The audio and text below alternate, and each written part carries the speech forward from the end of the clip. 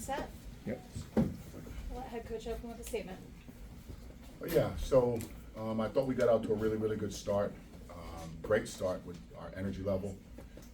Very disappointed when we went with a substitution pattern. I didn't think we had any chemistry or rhythm.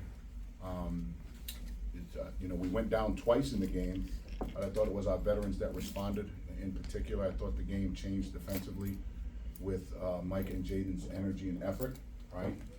I thought Thomas's early foul trouble slowed us down a little bit as far as the way we want to play, playing inside out.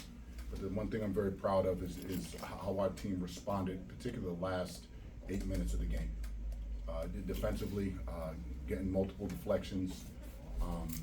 We shortened our rotation in the second half purposely just to try to create a little bit more chemistry on the floor. We made an in-game adjustment that I thought really changed their rhythm and their thing here. But you give them a lot of credit. They had 2 of their players down, and I thought they played well. They played much better than they did in some of the games that we scouted. And, it's a credit to the staff of St. Francis and their players. But ultimately, again, I saw a growth of our team as in the past, these games probably wouldn't have had the outcome. So I saw some improvement. If you dial it back a year ago, I think we're not in the same situation. And I think part of that is the maturity of the 2 guys that are sitting here with me. I thought they clearly were elite defensively. And I thought that changed the whole second half of the game, in particular the last 8 minutes. And to kind of build off of that, we've talked about what Micah has meant to you guys and how important it was to you to target him in the portal. But was this an indication of the maturity that he has maybe rubbing off on some other guys? I think it is. I think it is. And again, I've been blessed to be in our business for 3 decades. And I haven't coached too many players that have his skill set, especially on the defensive end. And we've been blessed to have some great defensive players. But I've also seen a growth in Jayden. I've talked to him yesterday in practice. I talked to him today before the game. His development defensively it's almost like it's a new player. But it's something that I saw him in his freshman year when he played for that other bullshit school. And I'm pretty sure that'll make national news when I say that, but I never said the school it was. Follow up from So, Jay, besides the other school and whatnot, how do you feel like things flipped for you guys defensively in that stretch? Because it seemed like I think they had probably 8 of their 20 turnovers in the last 9 minutes or so. Us just locking in and really dialing into knowing that that's the most important side of the ball. Like Coach always tells us, he's gonna get us shots, we're gonna score, and some nights we might not score, but we always gotta hang our hat on something, and that gotta be our defense, our toughness, because it doesn't take any skill to play hard and have effort out there. So even when the ball is not going in, we still gotta hang our hat on defense, and we just had to lock in and realize that was the most important thing. Peavy, do you think being able to get into your pressure early on, do you think that added to your energy and kind of got you guys going? Say again, I'm sorry. You guys were able to get in the pressure early, and I thought that added to your energy. Do you agree with that statement? Yeah, I agree with it a lot. Like I said, we started off well, and then we went on a stretch where they started scoring and stuff, so we just try to lock in on the defensive end, because that's something I think we could be better at, and you saw Jayden doing his thing, so yeah. Coach, their 2-3 seemed to put you on your heels first half. Were you shocked by your initial response to it? I was, and in all transparency, we haven't worked on zone much, right? It's something that we have to prepare for, as we know our next couple of opponents may play some zone. We've probably had 15 or 20 minutes working on it. They haven't shown a lot of zone, so that was really good by their coach, putting it out there and see what it does. But I thought we impacted it enough to get them to continue to change their defenses. Any coaches that change defenses keeps the other bench off guard. So again, when you're preparing, you only got X amount of hours to do things. Right? We'll be prepared when the next zone comes. Thank you. Go back here to the student newspaper. Micah, just a really great game all around, especially on both ends. Just talk about how, as the game progressed, you just felt more comfortable being more aggressive, especially on the defensive end with your length and athleticism. I appreciate that. I went into halftime, I think we 1 foul or 0 foul, so when that happens, I feel like I can just keep being aggressive, pressing the ball, getting through screens, because that's something a couple of games ago I wasn't able to do because I got in foul trouble. So yeah, I just want to keep being aggressive and win games. Let's go right here to Marcus Washington. Jayden, coach complimented you on your defense, but 6 rebounds today at your size. How do you track the ball? And Karen, what is your mentality to hit the boards? Man, coach been on me a lot about rebounds. I think it was a game. I forgot who we played, but I didn't have any rebounds. And in practice, he was just on me about it. Even after practice, he would even call my phone and tell me you didn't get any rebounds in the last game. So I just know that's an important thing. The bigs are in there tipping the balls out, so us guards got to get in there and we got to rebound. And when the guards rebound, it makes the break easier. We can get out and run. So it's going to be important for us as we go forward. And coach, the bigs that you bring off the bench, it seems like they bring a little bit different from each one, like from Drew to Julius and that. How do you manage who you put in at what time? Fair question, and a very good question, and I think that's going to be, we're going to have to continue to work through that, right? You know, I think we have definitely a cornerstone in Thomas, and you have a veteran person in Drew, but different because he's not a girth guy, right? He's more skilled, perimeter oriented, more of a high-low type of deal. You got to keep working through it. I'm glad I got all 3, right? It beats having 0, right? But that's the conundrum that we're going to be in all year, and whoever's playing best will play, right? That's the good thing, right? Guys will have an opportunity to continue to play throughout the whole year as we're trying to work through that and try to see if we can get a couple of them on the floor at the same time. And going back to the rebounding thing, we've been all over. I believe Malik had 6 or 7 rebounds as well, right? Which is really important. We still got out rebounded. I don't know how many rebounds he had. So that'll be something that, that'll be something that we talk about. But clearly, we won the game, but disappointed in the rebounding advantage. And they came up with a lot of 50-50 balls. They really did. And they had 3 or 4 in one possession twice. So hopefully that's something we can improve on. And what's the balance on how many players that you want to play? Like, what's too many, like 11 or 12?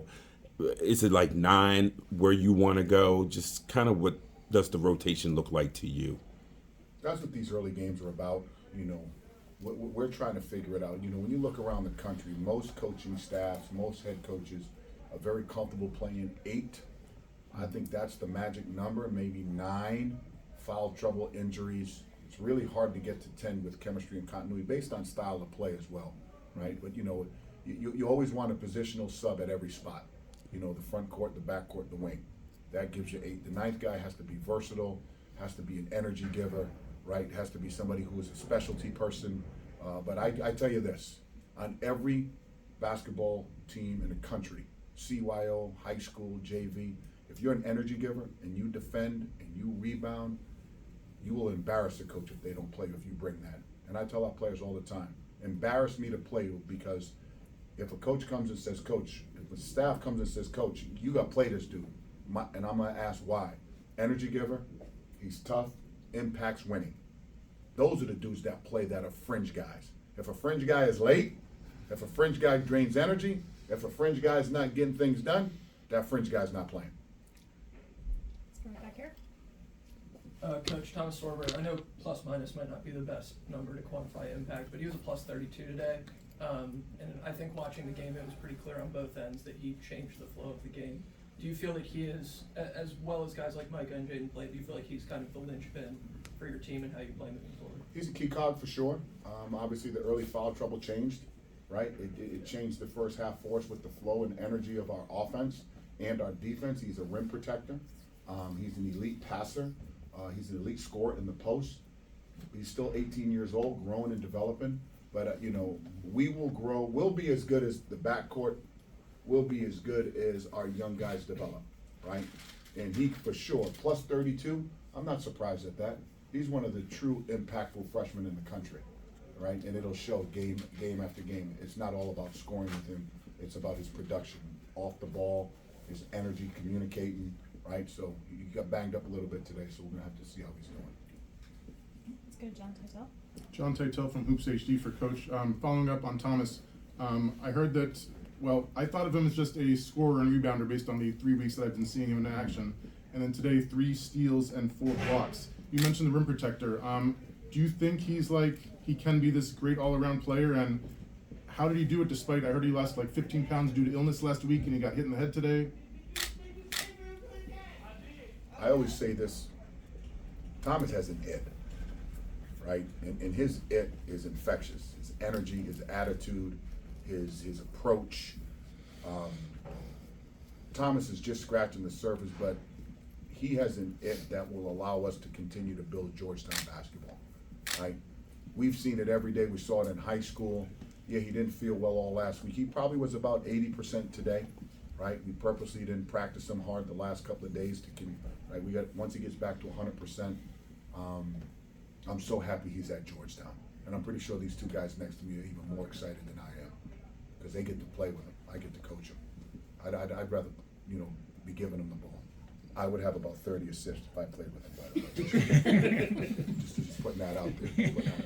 Thanks, Patrick. Micah, I know you love to talk about playing defense and how much that means to you, but you've also been unleashed offensively, and there have been some stretches. This game in Fairfield come to mind that you've had those sort of extensive spurts. What's it been like for you to kind of be able to kind of unleash that end of the floor here in the early go? It's really different. I came to this school for that reason. I trusted Coach Cooley, and he's putting trust in me and my teammates are giving me the ball. We're sharing the ball. We got a lot of assists today, so yeah, I'm loving it here. And Ed, Jordan was able to crack that second half rotation. What did you see from him? Because that looked like, I thought, probably the most in flow that he's been for you guys this season. Challenge him at halftime, right? And again, in this world of portal recruiting, you got to see how guys perform in the game. Some of the guys didn't play much at their last schools, so I thought he was a little nervous in the first half for whatever reason. But he went out there. He's athletic. You got to let him run around. You got to let him be him. I don't think you can pigeonhole players, right? You got to put them in their strength and give them the confidence that you believe in them.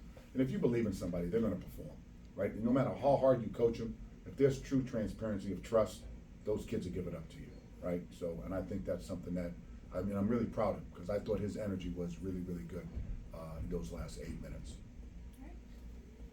Jayden, that and one to end the half give you guys the lead after going down 3 points.